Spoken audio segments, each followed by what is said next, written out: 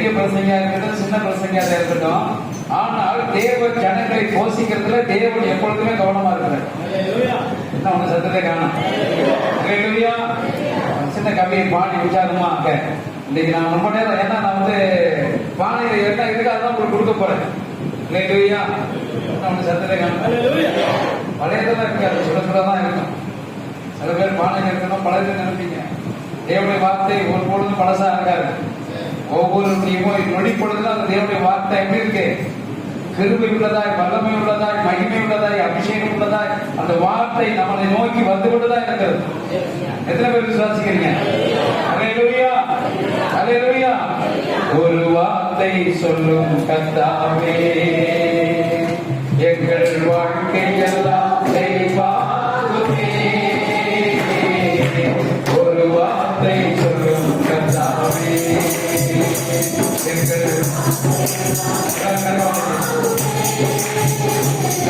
உன் வார்த்தை சுகம், உன் வார்த்தை மதுரம், உன் வார்த்தை எல்லாம் சந்தோஷம். உன் வார்த்தை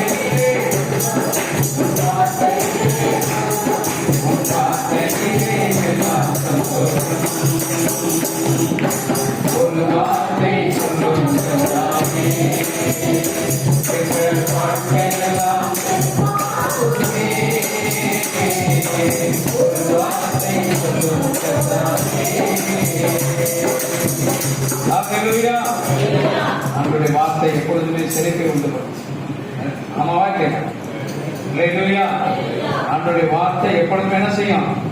ஒரு செழிப்பை கொடுக்கும், வறட்சியை மாற்றும், சோகத்தை மாற்றும், துக்கத்தை மாற்றும். தேவனுடைய வார்த்தையை நீங்க ரொம்ப ஆழமா காது கொடுத்து இதயத்தில் உள்வாங்கி நீங்கள் தியானம் என்று சொன்னால் அந்த வார்த்தை உங்களுக்கு செழிப்பை உண்டாக்கும். ஆமென், அல்லேலூயா.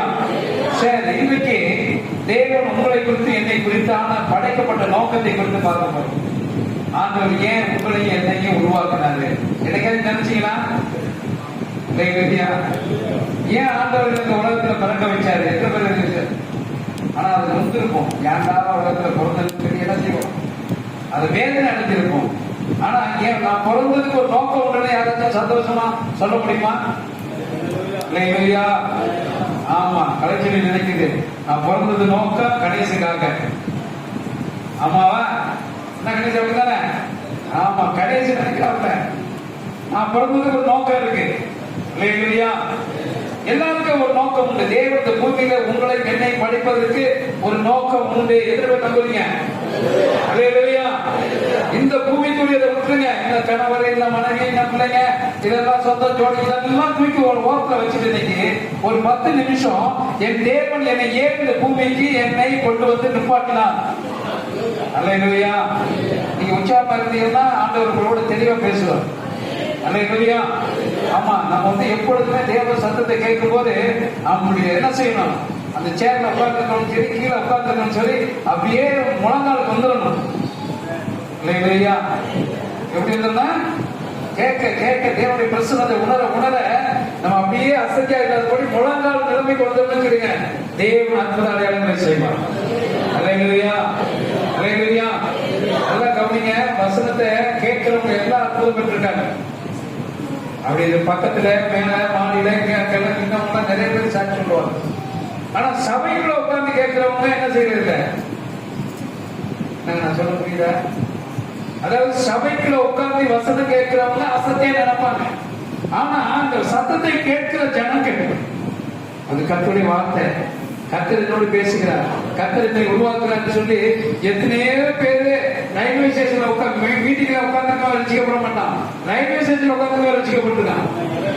அந்த ஸ்பீக்கருடைய சத்தத்தை கேட்க இன்றைக்கு ஆண்டவர் சொல்லுகிற ஒரு காரியம், தேவ சத்தத்தை கேட்கிற ஒவ்வொரு இதயமும் தேவன் நாட்களில் ஒரு செழிப்பை உண்டு பண்ண போகிறார். அல்லேலூயா. தேவன் இந்த நாட்களில் உங்களை என்னை படைக்கப்பட்டது ஒரு நோக்கத்தை சொல்லணும்னா, தேவன் காட் பர்பஸ் என்ன தலைப்பு என்னதுங்க? என்னுடைய வாழ்க்கைக்கு தேவன் என்ன ஒரு நோக்கம் வைத்திருக்கிறார். அல்லேலூயா. அப்ப நீங்க நினைக்கலாம், ராமன் நினைக்கலாம், வயசாகி போச்சு, இனி என்ன ஆண்டவருக்காக செய்ய முடியும்? வயசு 60 ஆச்சு, வயசு 65 ஆச்சு, என்ன பண்ணிமாக்க இப்ப முட்டியால நடக்க முடியல, வலிக்குது, இன்னுமே ஆண்டவருக்கு என்ன செய்ய முடியும்? எஸ், இதே தான் நீங்க ஆண்டவருக்கு செய்ய முடியும். எத்தனை பேர் விசுவாசிக்கிறீங்க? அல்லேலூயா. வயசு ஆண்டவருக்கு முக்கியம் இல்லை. 99 வயசுலதான் ஆபிரகாமுக்கு தேவனோட ஆசீர்வாதத்தை கொடுத்து இந்த உலகத்துக்கு சந்ததியை உருவாக்கினார். விசுவாசிக்கிறீங்களா? வயசு ஆண்டவர் பயன்படுத்துறதுக்கு வயசு முக்கியம் இல்லை. உடம்புடைய சரீரம் ஜாண்டிக்கான வசதியும் தேவையில்லை. கடவுளோடு பின்னே நடந்த தாவிதை என்ன செய்யறாரு? அரசாங்கப்படி செய்கிறது. அல்லேலூயா. அப்ப இன்னைக்கு உங்களுக்கும் எனக்கு காட் பர்பஸ் என்னவா இருக்கும்? நம்முடைய வாழ்க்கைக்கு தேவன் என்ன ஒரு திட்டம் வைத்திருக்கிறார் என்று சொல்லி ஒரு 2 வசனத்தை நாம் வாசித்து நாம் ஜெபித்து, தேவனே உங்களுடைய திட்டம் என் வாழ்க்கையில நிறைவேற வேண்டும் என்று சொல்லி எத்தனை பேர் வாங்கிக்கிறீங்க? சத்தம் பத்தலை. அல்லேலூயா. ஆமென். அல்லேலூயா. முதலாவது வசனத்தை வாசிப்போம். பிலிப்பியருக்கு எழுதின நிருபம் 1ஆம் அதிகாரம் 12வது வசனம். புக் ஆஃப் லெட்டர்ல பிலிப்பியர் சாப்டர் 1 verse 12.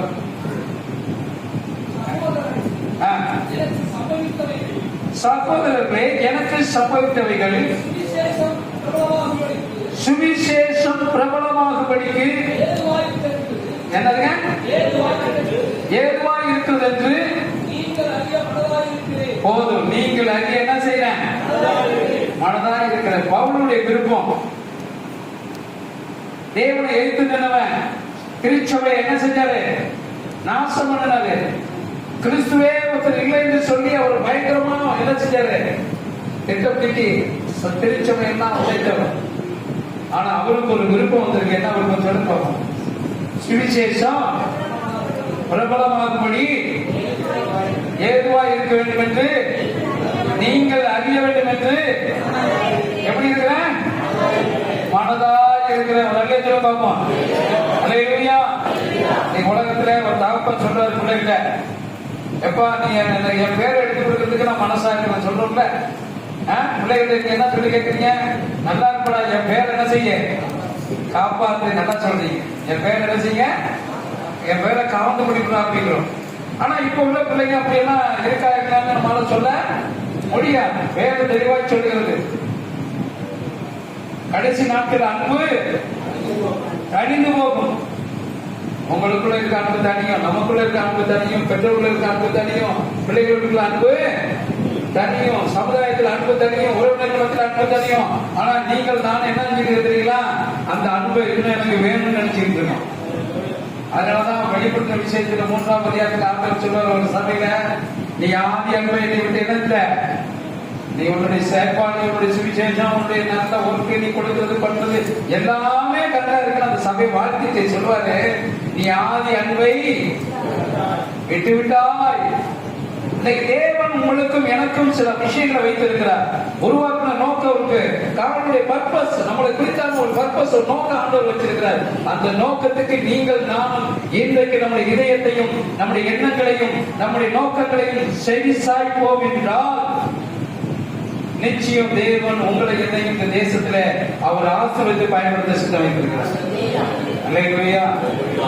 யோசேப்பை பயன்படுத்த ஆண்டவர் என்ன செஞ்சாரு? நல்ல செல்பா நல்ல போஸ்டிங் கொடுத்து ஆசீர்வதிச்சு தேவன் சுவிசேஷத்தை அனுப்பினார்.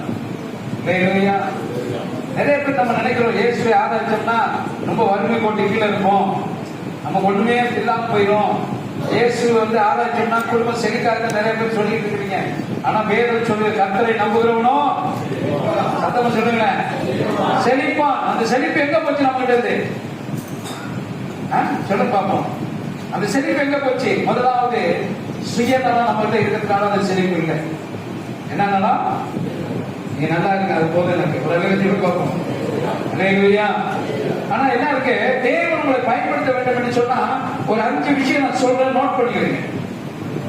நீங்க நோட் பண்ணிக்கிட்டே நல்லா இருக்கும்.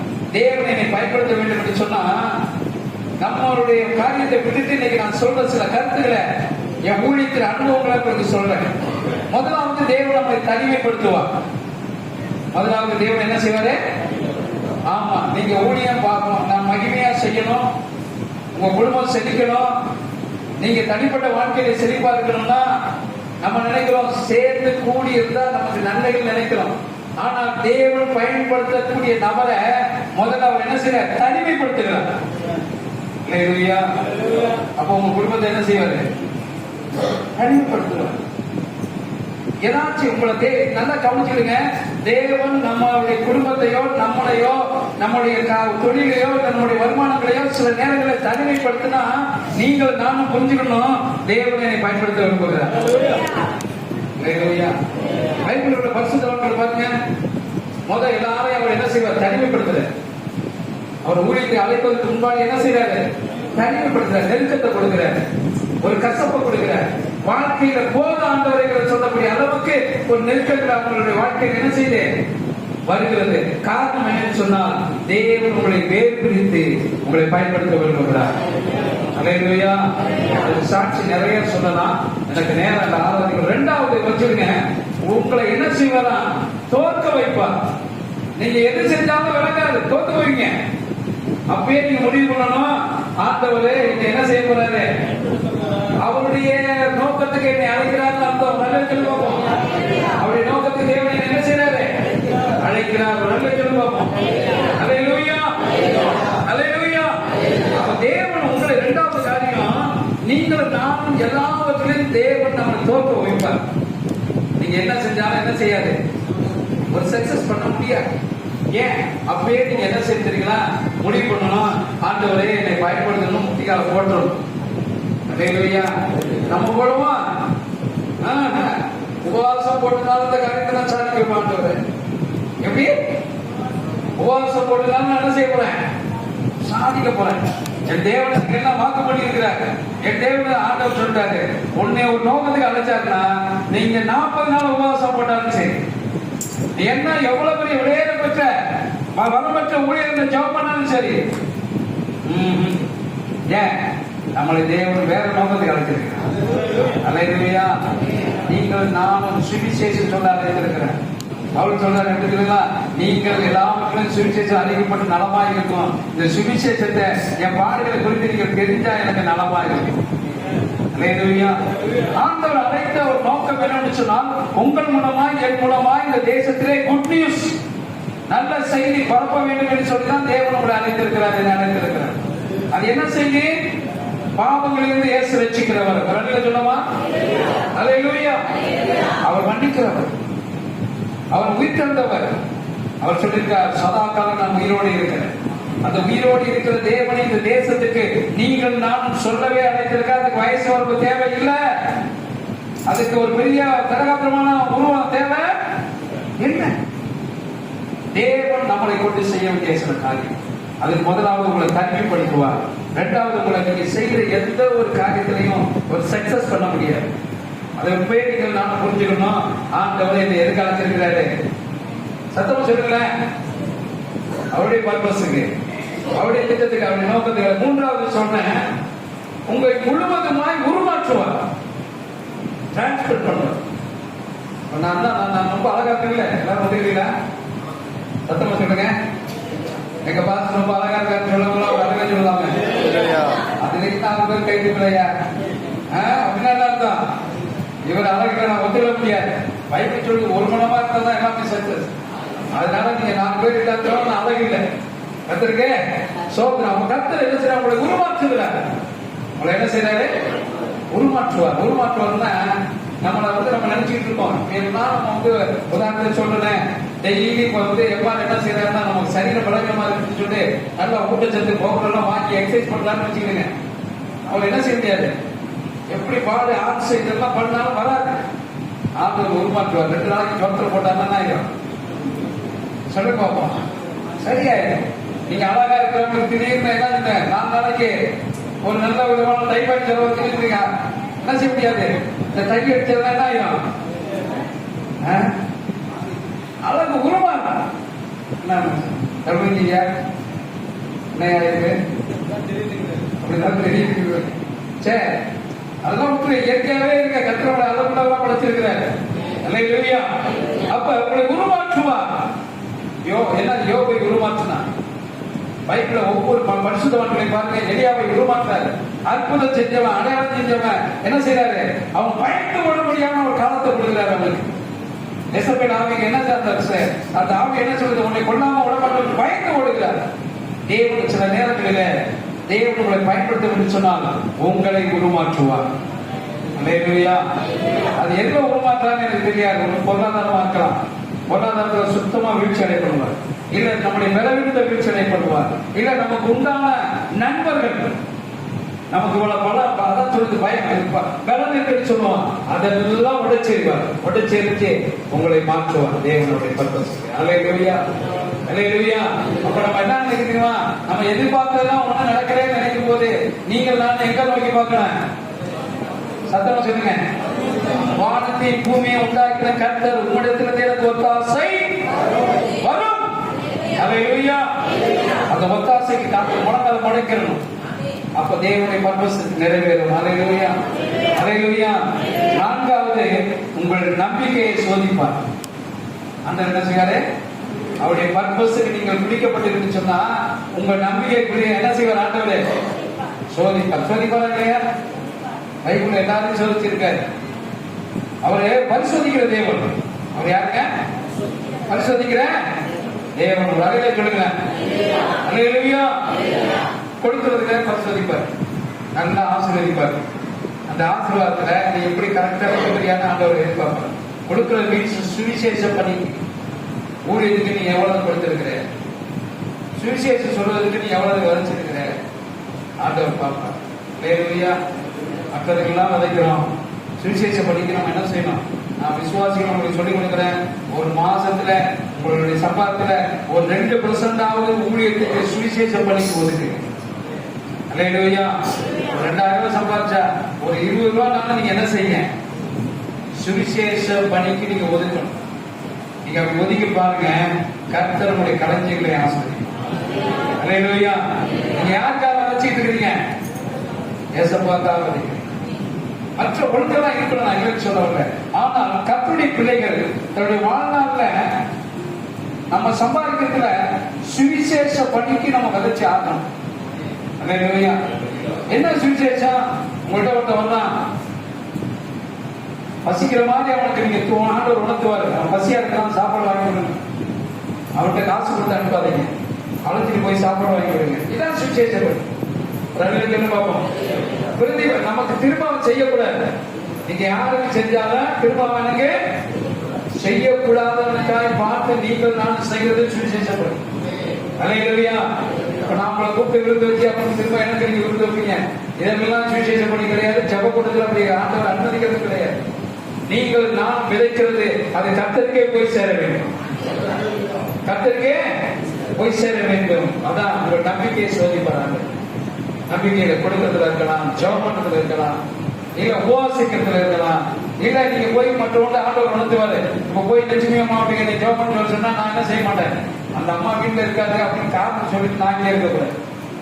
என்னை ஆண்டவர் உணர்த்தினார்னா என் நம்பிக்கை சோதிப்பாரு. நீ சொல்றியா, பண்றியா, நீ கேட்கிறியா? என்ன நம்முடைய சமுதாயத்துக்கு பயந்து நம்ம என்ன செய்ய முடியும் சொல்லி பார்ப்போம். சமுதாயம் நம்ம ஒன்றும் செய்யாது, ஆனால் தேவ சமூகத்தில் காத்திருக்கிறவங்க ஏதாவது சாதிக்க முடியும். அல்லேலூயா. அப்ப நீங்கள் நாம நம்மளை சோதிப்பார், நம்பிக்கையை சோதிப்பார். நீ செய்யலையா இல்லையா? நமக்கு நிறைய நேரத்துல ஆண்டவர் நம்மோடு பேசுறத நம்ம என்ன செய்யணும்? இரு மனமாய் உருவாக்கி அதை நம்ம என்ன செய்யணும்? தளர்ந்து போடணும், கைவிட்டணும். ஆண்டவர் பேசுற சத்தத்தை கீழ்படுங்க. 5வது சொல்றேன், உங்கள் வழியை மாற்றுவார். ஆண்டவர் என்ன செய்வாரு? நீங்க ஒரு வழி நினைப்பீங்க, ஆண்டவர் அதை அடைச்சிருவார். வேற சொல்றது, தேவன் அடைச்ச கதவை யார திறக்க முடியாது. அல்லேலூயா. எனக்கு ஒரு நாள் பெரிய ஒரு ஜெபம் பண்ணணும்னு சொல்லலாம், ஒரு பேராசை சொல்லலாம். கொசு ரொம்ப கட்டிட்டு இருந்துச்சேனே. நாங்க சிரிக்கிறீங்க தானே? நீங்க எல்லாம் கொசு வெடி வைக்கிறீங்களா? கொசு நாங்க கட்டியே வாங்காம ஒரு அகலை சொல்லி பார்ப்போம். யாருமே அகலை சொல்லல, எல்லாருமே நினைச்சிருக்கீங்க. அப்ப நான் ஜோம் பண்ணிட்டு போது கொசு கடிச்சோட ஆண்டவரை கேட்டேன், ஆண்டவரே என்னை கடிக்கிற கொசுலாம் செத்து போன ஆண்டவரே, எனக்கு ஒரு அபிஷேகத்தை கொடுங்க. கேட்டது தப்பா வைக்கிறேன். அப்ப அனல் இறங்கிடுச்சுன்னா அந்த அனல்ல கொசு என்ன செத்து போயிடும், கருகி போயிருந்தேன் அப்படின்னு ஒரு வைராக்கியம் எனக்கு ஒரு ஜபத்தை ஏறெடுத்தேன். ஆண்டவர் சொன்னார், நான் ஆவியா இருந்தாலும் நீங்க செத்து போயிட்டு. இப்ப கொசு சாவணுமா இல்லையா? சில நேரங்களில் முட்டாள்தனமா நம்ம என்ன செய்வோம்? ஜெபம் பண்ணுவோம். ஏன் அதை நான் சொல்றேன் அப்படின்னா, சில நேரங்களில ஆண்டவர் இந்த பாதையில போன்னு சொல்லுவார். நம்ம இப்படி முட்டாள்தனமா ஜெபம் பண்ணி, ஆண்டவரே இந்த வழியை எனக்கு திறந்து விடும். எப்படி சொல்றோம்? ஆண்டவர் ஒரு பாதையை கொடுத்திருக்காரு, தம்பி இதுல போ, ஊழியம் நல்லா இருக்கும், மகனே இந்த வழியில போ, உன்னுடைய தொழில் நல்லா இருக்கும் அப்படிம்பாரு. ஆனா நான் கொஸ்டின் ஜெபம் பண்ண மாதிரி இப்போ எல்லாரும் என்ன இருக்காங்க சொல்லி பார்ப்போம். ஏன்னா அபிஷேகம் எனக்கு கிடைச்சிச்சுன்னா அனல் வரும். ஆனால் அந்த கொஸ்டினுக்கு கொஞ்சோண்டு என்னது ஒரு ஹீட்டு கொடுத்தா கறி நினைச்சு ஆண்டவர் சொன்னாரு, கொஸ்டின் குழந்தைகளுக்கு ஈஸியாக போயிருக்கு. ஏன்னா அது வரும்போது அந்த அனல் பார்த்து அது விளைக்கிறோம். அந்த அனலை என்னால் தாங்க முடியாது. தேவனுடைய அக்கினி இறந்து போகுது. பைபிள்ல சொல்லப்பட்டிருக்கு, கற்களை விழச் செய்து ரசித்தார்னு சொல்லப்படுது. அக்கினி கற்று அங்கிருந்து விடும். தேவன் உங்களை சில நேரங்களில தேவன் உங்கள் வழியை மாற்றும் போது, ஆண்டவரே நான் சரணடைகிறேன், இந்த பாதையில நான் போகிறேன் என்று சொல்லி என்னைக்கு ஒரு கர்த்தருடைய பிள்ளை அந்த வழியை ஏற்றுக்கொள்கிறதோ, அந்த பிள்ளையுடைய வழியை கர்த்தருடைய பர்பஸ் நோக்கத்தை கொண்டு பெரிய காரியங்களை செய்வார். அல்லேலூயா. 5 காரியம் சொன்ன தேவனுடைய பர்பஸ். தேவனை பயன்படுத்துறதுன்னு சொன்னா என்னை தனிமையாக்குவார். சில நேரங்களில் நம்ம தனியா உட்காந்து அழுதுட்டு இருப்போம். அப்போதான் நீ சொல்லணும், ஆண்டவரை கையை பிடிச்சிட்டாரு. சத்தம் சொல்லுங்க பார்ப்போம். அல்லேலூயா. இரண்டாவது, என்னை தோற்கடிப்பார். நான் என்ன செஞ்சாலும் அது உருப்படாது. சொல்லுங்க, இன்னைக்கு சொல்லுங்க, ஆண்டவரே என் கையை பிடிச்சி நீங்க பயன்படுத்துங்க. அல்லேலூயா. நீங்க கையை செய்யற எல்லா வேலையும் கர்த்தர் ஆசீர்வதிப்பார்.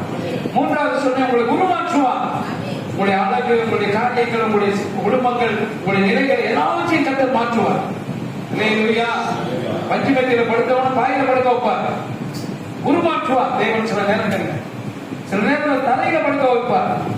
சில நேரங்கள் ஆகாரம் கிடைக்காமல் பண்ண வைப்பார். அப்படியே நம்ம அலைவாய்வோம். ஏன் ஆண்டவர் என்னை இப்படி சோதிக்கிறார்? தேவன் நம்மளை தனிமைப்படுத்தி, நம்மளுடைய தோல்வியை உண்டாக்கி, நம்முடைய சபைப்படுத்துவதில் நம்மளை உருமாற்றுவார். அல்லேலூயா.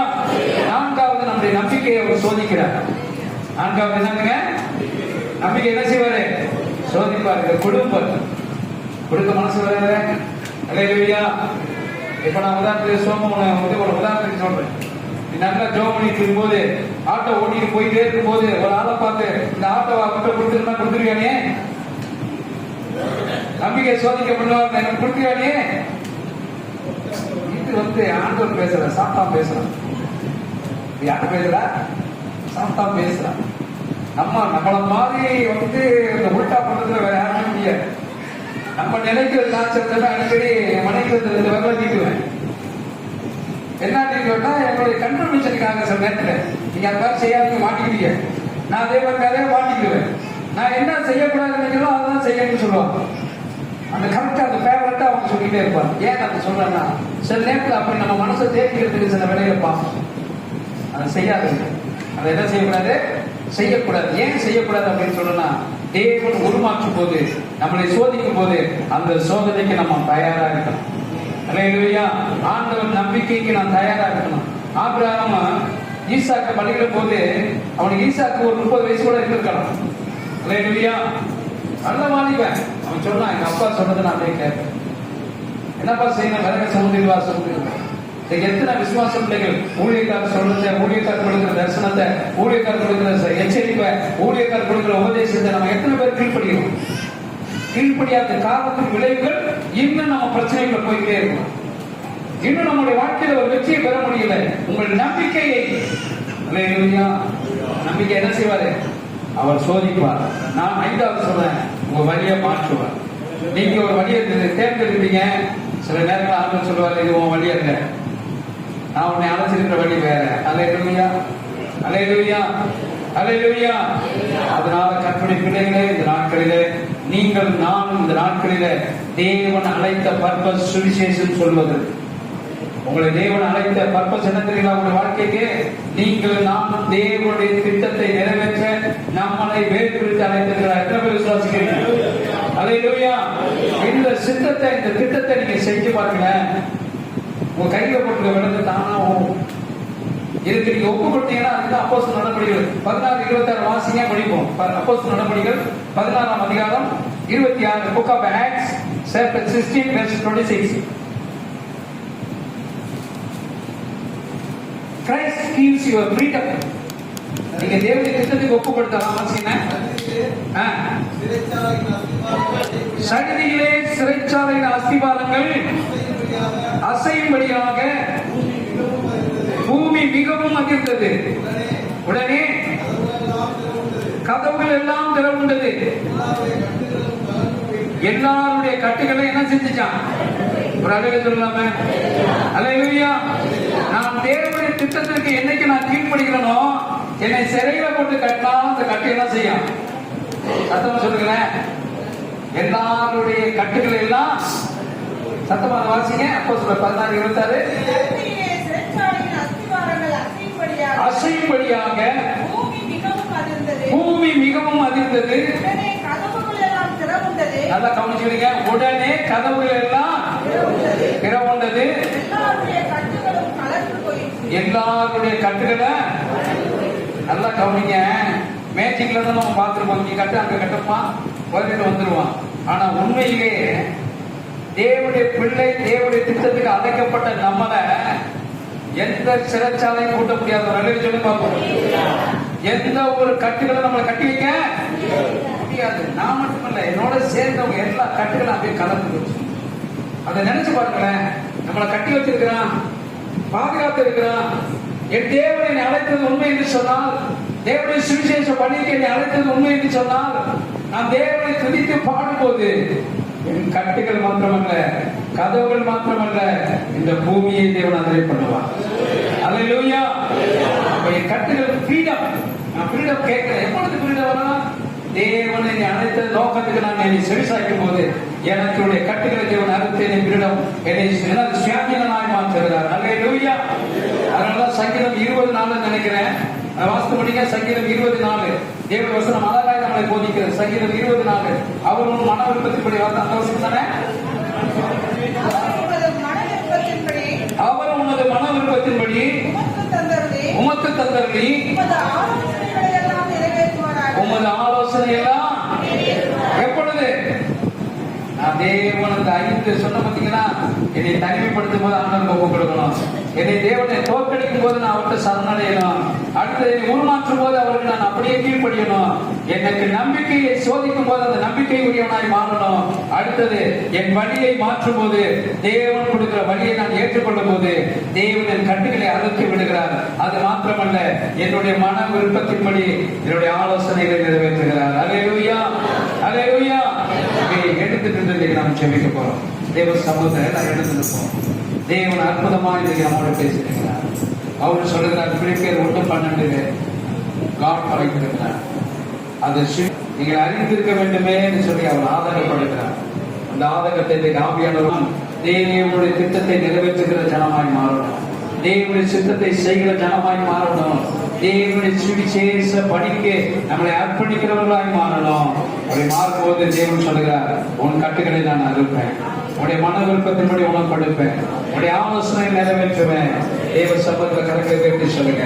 அப்பா நாட்களில் ஹalleluya ஹalleluya ஹalleluya ஹalleluya அப்படியே கணக்கு கேட்டு தேவ சபத்துல அப்பா என்று கூப்பிடுங்க. அப்பா என்று கூப்பிடுங்க. சற்று நேரம் தேவ சபத்துல தன்னை ஒப்பு கொடுங்க. தேவனுடைய கருத்துல ஒப்பு கொடுங்க. தேவனுடைய கருத்துல ஒப்பு கொடுங்க. தேவனுடைய மகிமைக்கு ஒப்பு கொடுங்க. தேவனுடைய மகத்துவத்துக்கு ஒப்பு கொடுங்க.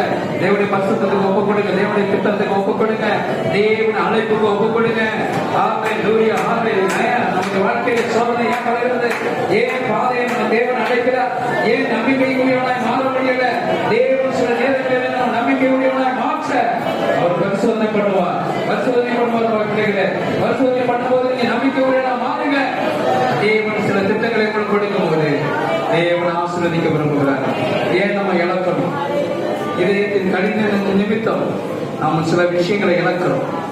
குடும்பத்தில் பொருளாதாரத்தை இழக்கிறோம், சமாதானத்தை இழக்கிறோம், நம்முடைய நம்பிக்கையை இழக்கிறோம், நம்ம மேல வச்சிருக்க அநேக நம்பிக்கையை இழக்கிறோம். காரணம் கீழ்ப்படியாமல் போகிறதுனால. இந்த ஆவியாளர்களோட திட்டம் தெளிவாய் பேசியிருக்கிறார். ஒப்பு கொடுத்த தேவனுக்கு கரங்கள் சொல்லுங்க. ஆண்டவரே, உமது சுவிசேஷ பணிக்கு என்னுடைய வயசை நான் பார்க்கிறேன், என்னுடைய உருவத்தை நான் பார்க்கிறேன், என்னுடைய பலவீனத்தை நான் பார்க்கிறேன். எப்படியாவது ஒரு நாளைக்கு ஒரு பேருக்காவது நான் சுவிசேஷம் சொல்லலாம். ஒரு நாளைக்கு ஒரு பேருக்காவது இயேசுங்கிற சத்தியத்தை நான் சொல்லலாம். சொல்லி நான் உங்கள் நாமத்தை மையப்படுத்தணும் அப்பா. எனக்கு கிருபை தாங்க, வேறனை தாங்க, சுகத்தை தாங்கப்பா, சுகத்தை தாங்க ஆவியானவரே. நன்றி சொல்லுகிறோம்.